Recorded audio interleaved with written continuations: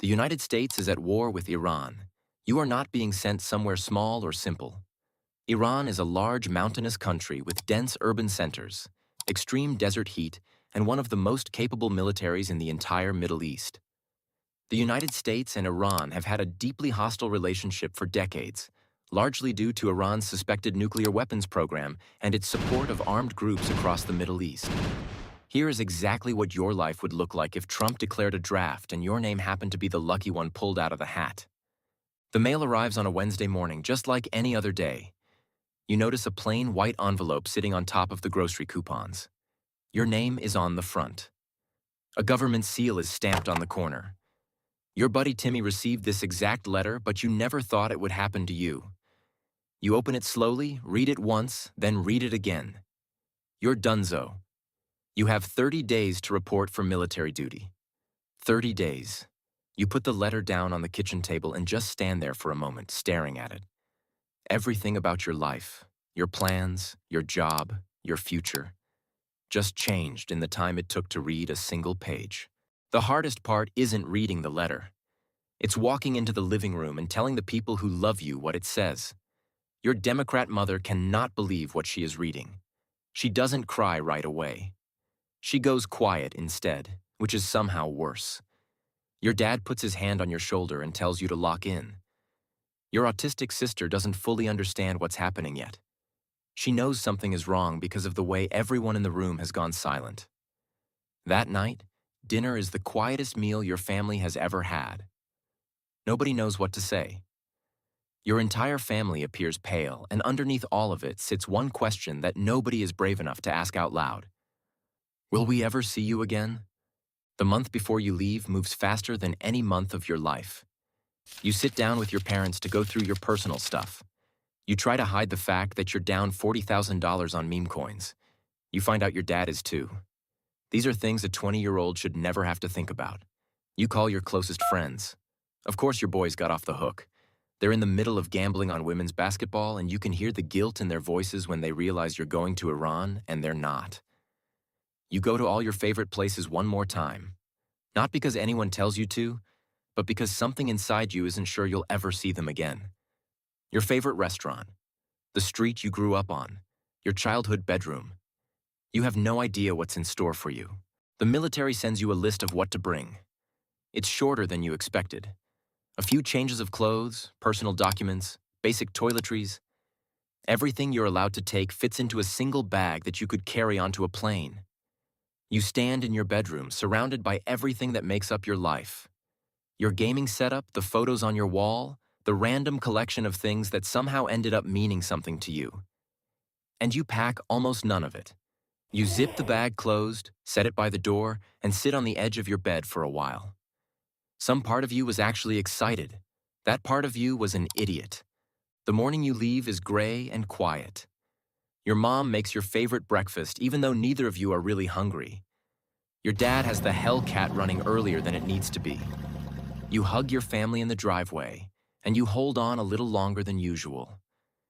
Tears slowly running down your face. Your mom tells you she loves you and prays to see you again. You don't look back as you pull away because you might not be able to keep it together. The drive to the processing center is mostly silent. Your dad keeps both hands on the wheel and stares straight ahead while sharing his parlay for the upcoming week. You turn to the window to get one last glance of your neighborhood while trying to mentally prepare for what's to come. The next few weeks are nothing like you expected. You are processed alongside hundreds of other young men who all got the same letter you did.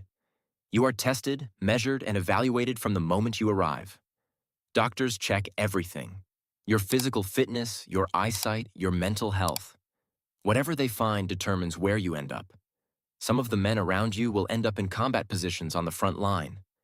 Others will be placed in support roles, communications, medical, engineering. Nobody gets to choose. You go where the military needs you most. Then comes training. Weeks of physical conditioning, weapons handling, and preparation for the insane environment you are about to enter.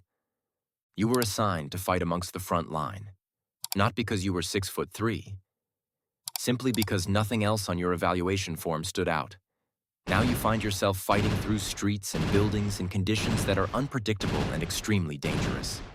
The terrain outside the cities go from rocky mountains to open desert, with temperatures that can push well past 120 degrees in summer. You trained for this.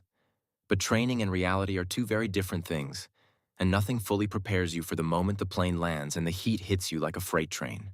Everything is louder than you imagined, more chaotic, more real. The base you are stationed at is heavily secured, but the tension in the air never fully goes away. Iran has advanced missile capabilities, meaning even the base itself is not completely safe. You sleep in shifts and only shower about once a week. You learn very fast that the skills drilled into you during training are the only things standing between you and a serious mistake. The men and women around you become the most important people in your world almost overnight. You don't know most of them well yet, but no one of them definitely hasn't showered since you landed. This is war.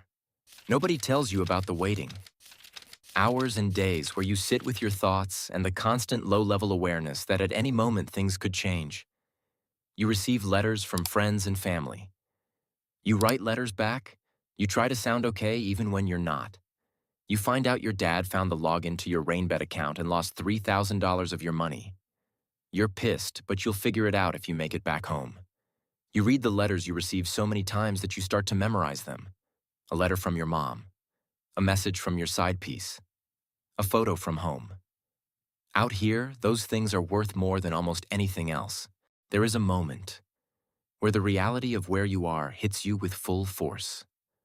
Maybe it happens the first time you hear a missile strike in the distance. Maybe it happens the first time someone in your unit gets hurt. Maybe it is quieter than that. A moment alone at night where you look up at the sky and realize just how far away you are from home. That moment changes you. Not in a dramatic way that you can explain easily. Just quietly and permanently in a way that will haunt you for the rest of your life. If you make it home, the person who walks through that front door is not exactly the same person who left. You look the same. You sound mostly the same. But the things you've witnessed in Iran are hard to put into words. Your family will hug you and cry and tell you how happy they are to have you home, and you will mean it when you hug them back. But the war has a way of following you home. A loud noise, a certain smell, a flash of something on TV, and suddenly you're not sitting at the dinner table anymore. You're back in the middle of everything you tried to leave behind. The transition back to normal life takes time. For some, it takes a little. For others, it takes years. And for some, the ones nobody talks about, normal never really comes back at all. If you enjoyed this video, hit subscribe so you don't miss what's coming next. Drop your video ideas in the comments. I'd love to hear what else you'd like to see.